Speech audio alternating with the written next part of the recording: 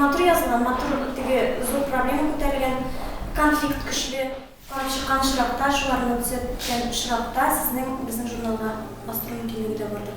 Драматургия ул әдәбиятның иң катлаулы һәм авыр жанры. Драма әсәрен языр өчен татар телен белергә кирәк беренче чиратта. Икенче чиратта белергә кирәк яхшы театрны.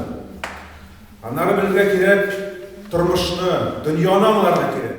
Безнең балалар күп, безнең форумларда эшләр була. Әмма үзләренең шул мөмкинлекләрен яңадан үзебезнең табигатькә, үзебезнең халыкка кайтарырга, алар бармакта Ни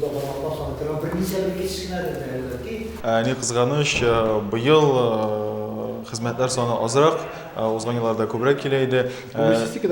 Публицистика номинациясендә ул талант болай гына тумый. Ул ниндидер аның ояткысы булырга тиеш, ләкин ул бөтен дөньяга нур булып балкысын өчен шушы конкурсчыга исемендә яңгыраганча аны нәкъ менә эшкәртергә кирәк.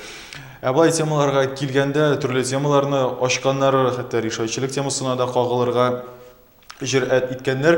Бу беренчедән хуплауга лаек, ләкин икенче яктан караганда язмаларга бераз тирәнлек җитми.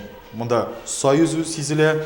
Шуңа да без сәләт шундый яхшы формат оештырган. Монда без кул кысып бүләк таратып кына һәм фотога төшеп кенә шикләнмибез. Монда без мастер-класслар үткәрәбез, ягъни шушы язмалар буенча без фикерләребезне, тәкъдимнәребезне, киңәшләребезне җиткерәбез.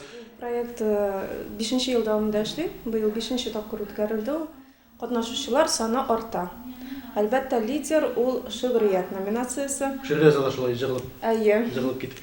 Шигърият номинациясе иң күбе, ул барлык килгән гаризаларның яртысыннан артыгы шигърият номинациясе. Иң әзе булды драматургия. Әгәр теге ел белән чагыштырганда, теге елны иң әзе иде балалар әдәбияты. Без бу проектны бик зур теләгебез бар, ел дәвамында эшли торган проект итеп ясарга.